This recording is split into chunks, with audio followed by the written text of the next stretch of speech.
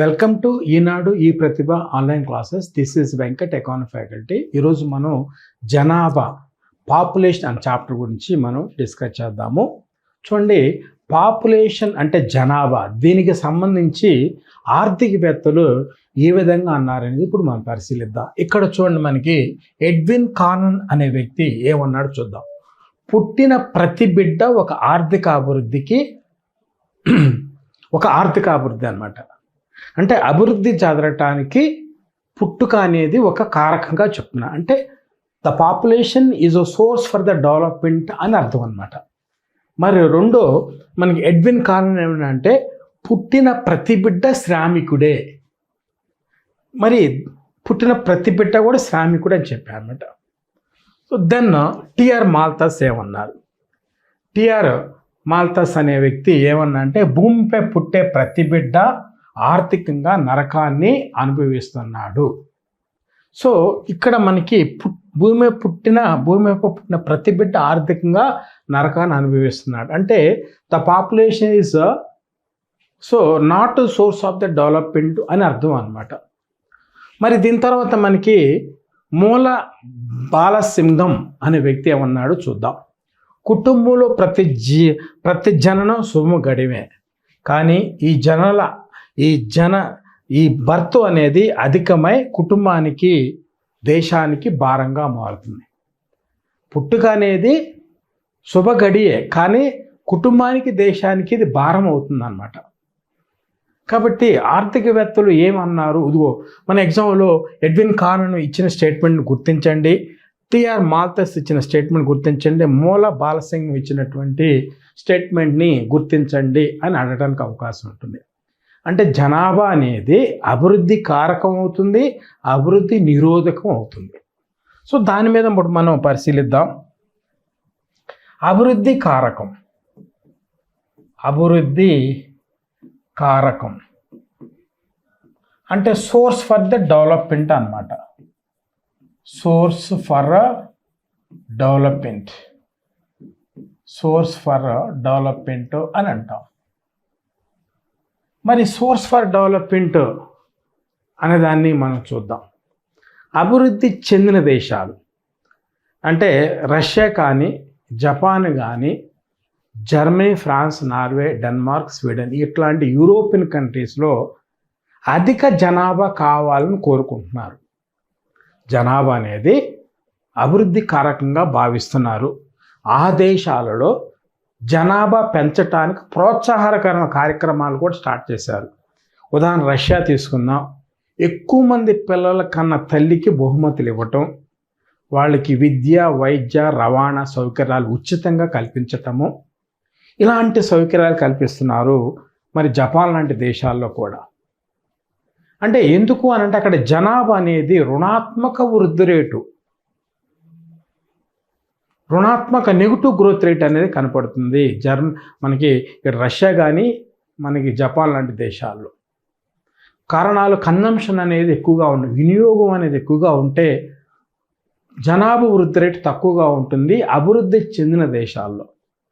అక్కడేం భావిస్తారు అనంటే మనం ఎందుకు పుట్టి వాళ్ళకి ఎక్కువ మన శ్రమనంతా వాళ్ళకి దానం చేయటం, మన కష్టమంతా వాళ్ళకి ఇవ్వటం, అలా కాకుండా మళ్ళీ పుట్టం కాబట్టి జీవితాన్ని హ్యాపీగా ఉంచుకోవాలి, మనకున్న ఆదాయాన్ని మొత్తం మనం వినియోగించుకోవాలి, సుఖంగా ఉండాలనేది అభివృద్ధి చెందిన దేశాల్లో ఈ లక్షణం కనపడుతుంది. మరి రెండో దశలకినేమో అంటే ఇది అభివృద్ధి నిరోధకం అన్నమాట. జనాభా అనేది అభివృద్ధి నిరోధకం. సరే, అభివృద్ధికి నిరోధకం అని అంటాం. Source for the impediment to the growth, impediment to the development, impediment for the development అన్నమాట. అంటే అభివృద్ధికి నిరోధకంగా అనేది ఏర్పడుతుంది. ఇదేమో డెవలప్డ్ కంట్రీస్, అభివృద్ధి చెందిన దేశాలకి మనం డెవలప్డ్ కంట్రీస్కి ఇది ఉదాహరణగా చెప్పుకుంటాం. ఇదేమో డెవలపింగ్ కంట్రీస్కి ఉదాహరణగా చెప్పుకుంటాం. అభివృద్ధి చెందుతూ ఉన్న దేశాలకి ఉదాహరణగా చెప్పుకుంటాం. ఉదాహరణకి ఇండియా, ఉదాహరణకు వచ్చేసరికినేమో ఇండియా, పాకిస్తాన్,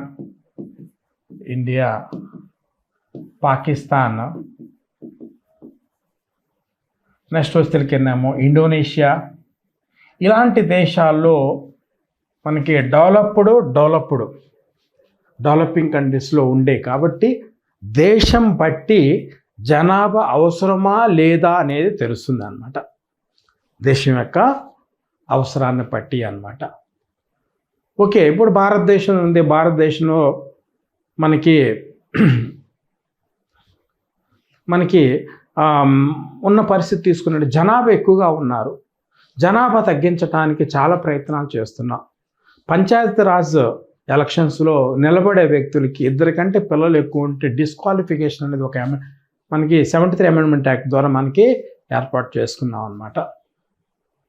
సో 2 పిల్లలు కనే వాళ్ళకి కొద్దిగా ఇన్సెంటివ్స్ అనేది ఎక్కువగా ఉన్నాయి. సో ఇలాంటి సౌకర్యాలు భారతదేశంలో మనకి జనాభా కుటుంబాన్ని తగ్గించుకోవడానికి, పిల్లల్ని తగ్గించుకున్న ప్రభుత్వం అనేది రకరకాల ప్రయత్నాలు చేస్తుంది అన్నమాట.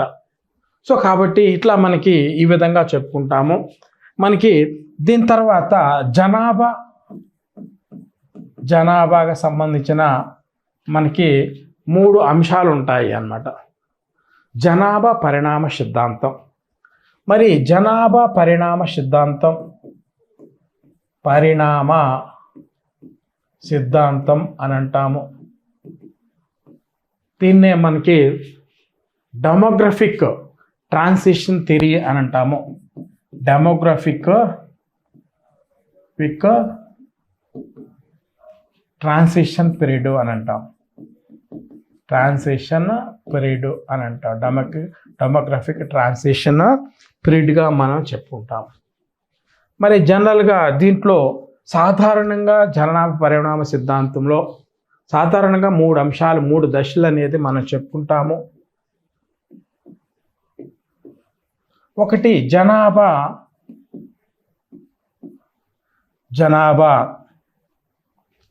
తక్కువగా ఉండటం అన్నమాట. అంటే వాళ్ళ భౌగోళిక విస్తీర్ణం తీసుకుంటే, ఆ దేశం యొక్క భౌగోళిక విస్తీర్ణం తీసుకుంటే, ఆ భౌగోళిక విస్తీర్ణంతో పోల్చుకుంటే తక్కువ జనాభా కలిగి ఉండటం అన్నమాట. ఇలాంటి దేశాల్లో జనాభా తక్కువగా ఉంటాయి. ఎలాంటి అంటే మనకి రష్యా తీసుకుందాం, తర్వాత ఆస్ట్రేలియా తీసుకుందాం. సో ప్రపంచంలో అతిపెద్ద దేశం ఏది అని అంటే రష్యా అని చెప్పుకుంటాం. సో రష్యా కానీ ఆస్ట్రేలియా పెద్ద దేశాలు అన్నమాట విస్తీర్ణంలో. ఆ విస్తీర్ణంతో పోల్చుకుంటే జనాభా తక్కువగా ఉండటం అన్నమాట. కాబట్టి మనకి రష్యా తీసుకుంటే అక్కడ మన వృద్ధి రేటు నెగిటివ్గా ఉంటుంది. జనాభా వృద్ధి రేటు రుణాత్మకంగా ఉంటుంది. The population growth rate is negative growth rate ఉంటుంది అన్నమాట. వాళ్ళు చాలా ప్రయత్నాలు చేసి జనాభా పెంచుకోవడానికి. ఎందుకంటే the population shows for the development in relation to the developed countries. అని మనం చెప్పుకుంటాం. ఓకేనండి. మరి జనాభా అభిలషణీయంగా ఉంటాం. అభిలషణీయం ఆప్టిమం పాపులేషన్ అన్నమాట. ఆప్టిమం పాపులేషన్ అని అంటాం. అంటే భౌగోళిక విస్తీర్ణంతో పోల్చుకుంటే జనాభా సరిగా ఉంటే, అంటే భౌగోళిక విస్తీర్ణంతో పోల్చుకుంటే సరిపడు జనాభా ఉండటాన్ని ఆప్టిమం పాపులేషన్ అంటాం. అభిలషణీయమైన జనాభా, అవసరానికి తగ్గట్టుగా జనాభా అన్నమాట. అది యుఎస్ఏ ఎగ్జాంపుల్గా చెప్పుకుంటాము. రెండో దశలకేమో యునైటెడ్ కింగ్డమ్. అక్కడ భౌగోళిక విస్తీర్ణం తగ్గట్టుగా జనాభా ఉంది. అమెరికా తీసుకుంటే 90 lakh square kilometers కంటే ఎక్కువగా ఉంది. అక్కడ 34 crores అనేది జనాభా ఉన్నారు. సో ఆ దేశానికి విస్తీర్ణం పరంగా చూసుకుంటే జనాభా కరెక్ట్గా ఉన్నారు. ఎక్కువ లేరు, తక్కువ లేరు. మరి జనాభా ఎక్కువగా ఉండటం, జనాభా ఎక్కువగా ఉండటం అన్నమాట. మరి జనాభా ఎక్కువగా ఉండటం అంటే హై పాపులేషన్ జోన్ అన్నమాట. హై పాపులేషన్ అని అంటాం. ఈ హై పాపులేషన్ మనం కనుక తీసుకున్నట్లయితే, హై పాపులేషన్ కనుక మనం తీసుకున్నట్టయితే దేశం యొక్క విస్తీర్ణంతో పోల్చుకుంటే జనాభా ఎక్కువగా ఉండటాన్ని ఎక్కువ జనాభా కలిగిన దేశం అని అంటాము. ఇది ఇండియా, పాకిస్తాన్, ఇండోనేషియా ఇట్లా ఎగ్జాంపుల్గా మనం చెప్పుకుంటాం. ఇండియా తీసుకుంటే 32 స్క్వేర్ కిలోమీటర్స్ ఉంటే ప్రపంచంలో అతిపెద్ద జనాభా కలిగిన దేశం ఏదంటే ఇండియా. 142 crores 142.86 crores అనేది మనం ఎగ్జాంపుల్గా చెప్పుకుంటాము అన్నమాట. సో మనకి ఇంటర్నేషనల్గా తీసుకున్నట్టయితే మన ప్రపంచం మొత్తం మీద ఏది అంటే 2011లో ప్రపంచంలో పెద్ద దేశం ఏదంటే జనాభా పరంగా 134 crores చైనా ఉంటే 121 crores ఇండియా ఉంది. ఇప్పుడు తీసుకుంటే ఇండియా తర్వాత చైనా 142.84 crores అనేది మనకి ఇండియాకు ఉంటే మనకి చైనా వచ్చేసరికనేమో 142.54 అట్లా మనకంటే తక్కువ ఉన్నారు. కొన్ని లక్షల కోట్లు, కొన్ని లక్షల అనేది జనాభా తక్కువగా ఉన్నారు మనకి ఇండియాతో పోల్చుకుంటే చైనాలో. ఓకేనండి. మరి ఇక్కడ మరి సిద్ధాంతాలు మనకి జనాభా పరిణామ సిద్ధాంతాలు, జనాభా పరిణామ సిద్ధాంతాలు అన్నమాట. ఈ జనాభా పరిణామ సిద్ధాంతాలు దీన్నే population transition stage, transition theory. దీంట్లో మనకి చూడండి టిఆర్ మాల్థస్. ఈ టిఆర్ మాల్థస్ అనే వ్యక్తి,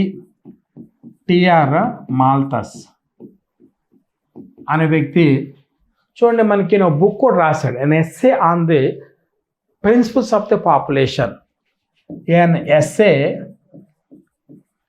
on the principle of population అని అంటాము.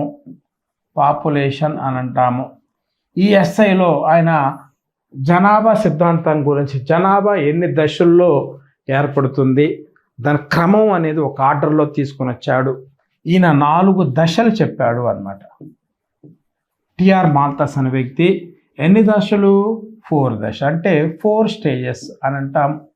ఈ 4 స్టేజెస్ని మనం డిస్కస్ చేద్దాము. చూడండి ఈ 4 దశల్ని ఇప్పుడు మనం డిస్కస్ చేయాలి. ఇండియా ఏ దశలోకి ఎంటర్ అయింది ఏంటి అనేది మనం చెప్పుకుందాము. చూడండి మొదటి దశ ఫస్ట్ స్టేజ్ అన్నమాట, ఫస్ట్ దశ అంటాం. ఈ దశలో ఉండే లక్షణాలు ఏంటి? ఏది టిఆర్ మాల్థస్ ప్రకారము మొదటి దశ జనన మరణ, జనన రేటు మరణ రేటు అధికంగా ఉంటాయి అన్నమాట. అంటే బర్త్ రేటు డెత్ రేటు ఎక్కువగా ఉంటాయి, అంటే హైగా ఉంటాయి అన్నమాట. అంటే బర్త్ రేట్ ఎక్కువగా ఉంటుంది, డెత్ రేట్ ఎక్కువగా ఉంటుంది. అంటే జనాభా అనేది పెరుగుదల దీంట్లో కనపడదు, జనాభా పెరుగుదల అనేది దీంట్లో కనపడదు. ఎంతమంది పుడుతున్నారో సాధారణంగా అంతమందే చనిపోతూ ఉంటారు. అంటే ఇక్కడ కారణాలు ఏంటి?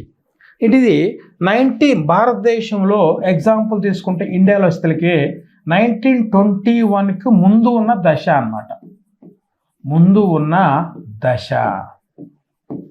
ఈ దశలో భారతదేశంలో జనాభా వృద్ధి రేటు అనేది రుణాత్మకంగా ఉంది. The population growth in before 1921 is a negative growth rate అన్నమాట. మరి జనాభా ఎక్కువగా ఉండటానికి కారణం ఏంటి? జనాభా అంటే ఎక్కువ జనాలు ఎక్కువ పుట్టుక బర్త్ రేట్ ఎక్కువగా ఉండడానికి కారణం ఏంటి, డెత్ రేట్ కూడా ఎక్కువ ఉండడానికి కారణాలు ఏంటనే చూద్దాం. డెత్ రేట్ కూడా ఎక్కువగా ఉండటానికి కారణాలు తీసుకుందాం. ఇక్కడ మనకు చూద్దాం బాల్య వివాహాలు.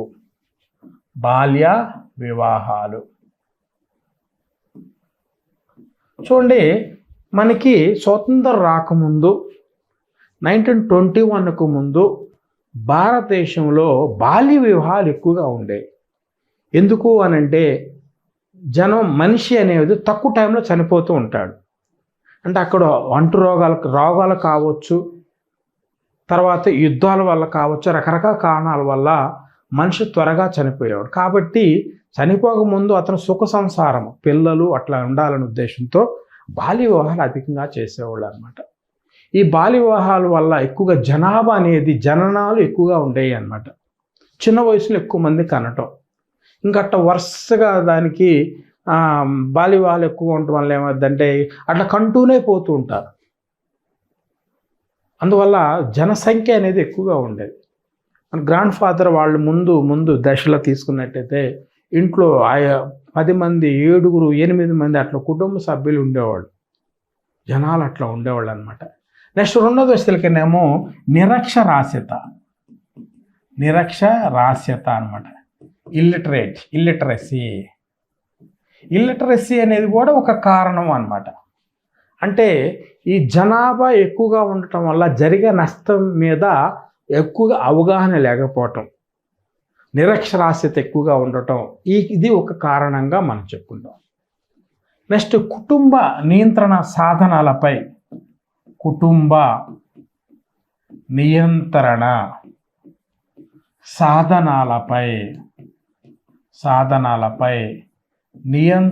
లేకపోవటం లేక అవగాహన లేకపోవటం అన్నమాట. అవగాహన లేకపోవటం అనేది మనం చెప్పుకుంటాం. అంటే ఎక్కువ మంది జనాభా పెరగకుండా, ఎక్కువ మంది పిల్లలు కనకుండా, పిల్లలు పుట్టకుండా కొన్ని సాధనాలు ఉంటాయి మార్కెట్లో. సో ఆ సాధనాల మీద అవగాహన లేకపోవటం, అది ఎక్కడ దొరికింది, దాన్ని ఎలా వాడాలి, దాని అవసరం ఏంటి అని తెలియకపోవటం అనమాట. ఇప్పుడు మార్కెట్లో చూడండి, యాడ్ల ద్వారా కానీ మనకి ఫేస్బుక్, యూట్యూబ్ల ద్వారా మనకి చాలా ఇన్ఫర్మేషన్ చిన్న వయసులోనే అందరికి అందుబాటులోకి వస్తున్నాయి. దానివల్ల దాన్ని ఎలా వాడాలి, ఎక్కడ అందుబాటులో ఉంటుంది, దాని అవసరం ఏంటనేది ఇప్పుడు చిన్న వయసులోనే అందరికీ తెలుస్తుంది. గతంలో దాని గురించి అసలుకి అది అందుబాటులో, అలాంటి వస్తువు అందుబాటులో ఉంది, అది ఎక్కడ దొరికి ఎలా వాడాలి తెలిసేది కాదు అన్నమాట. మరి నెక్స్ట్ వస్తువులకినేమో మూఢనమ్మకాలు.